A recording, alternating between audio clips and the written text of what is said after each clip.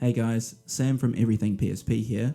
Big thanks to everyone who voted in our recent poll, and thanks to your suggestions and your votes, we now have a clear winner for the project, moving ahead with the PSP 1000 with a PS1-style skin that I'll be creating for it.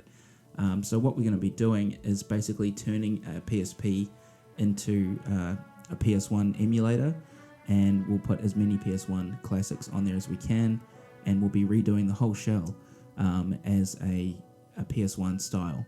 So this is the PSP in question, which was the one from the previous video that I showed you guys. And what I think we'll be doing is getting a clear shell and using some grey paint. I'm going to paint the inside of the shell, so you're going to get this nice sort of 3D effect to the colour. And I'll try and mask the faceplate screen as best I can. The other thing I want to look at is possibly for the face buttons, maybe making those coloured in the same classic PS1 style. So I really just want to make it look as much like a PS1 as I can. We might consider painting the back as well to match, and then replacing this logo with the classic PS logo as well. So other suggestions, a lot of other people also voted on IPS screens and battery mods, which is, more of a hardware mod. So we will be coming back to do that at a later stage, but I think based on your guys' votes and sort of what I've been wanting to do anyway, I think the PS1 style is going to be really fun.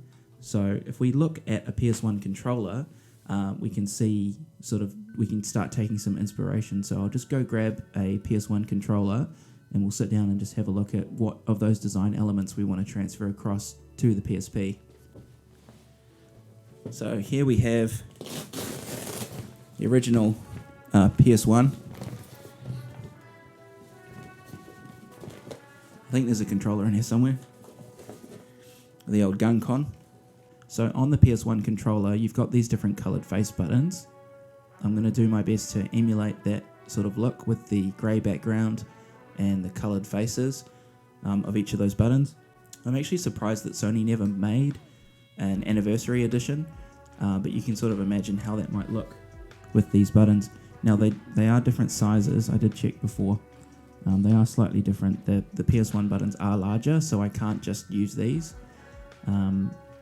But also I like the matte texture on the D-pad, so we're going to try our best to emulate that kind of thing there.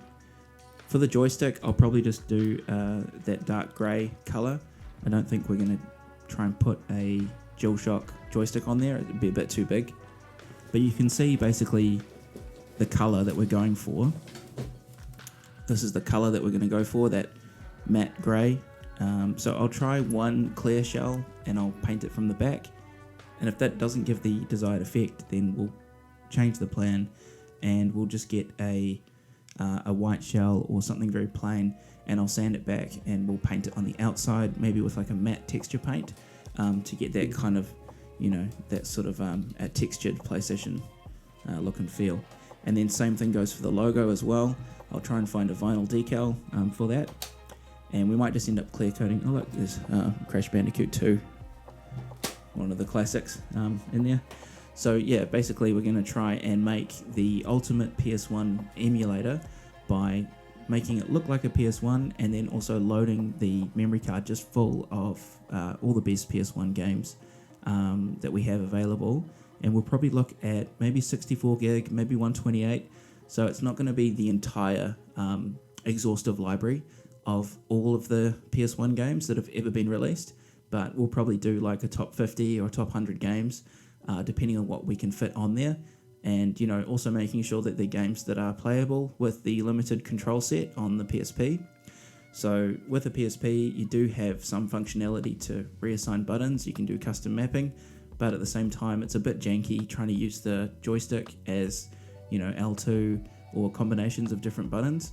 So we're going to be looking at games like Spyro, Crash Bandicoot, Gran Turismo, Klonoa, that kind of thing. Possibly even some Resident Evil, Final Fantasy, Vagrant Story, those kinds of games. Just a little bit of everything. So in terms of functionality, we'll probably look at installing Categories Lite so that we can put different genres in different folders inside the PSP. And I'm going to try and find a nice CFW theme that fits with the classic PS1 aesthetic. It doesn't have to necessarily be the PS1 UI, which I know there is a couple of different iterations of that user interface, but they're all a bit janky in my opinion.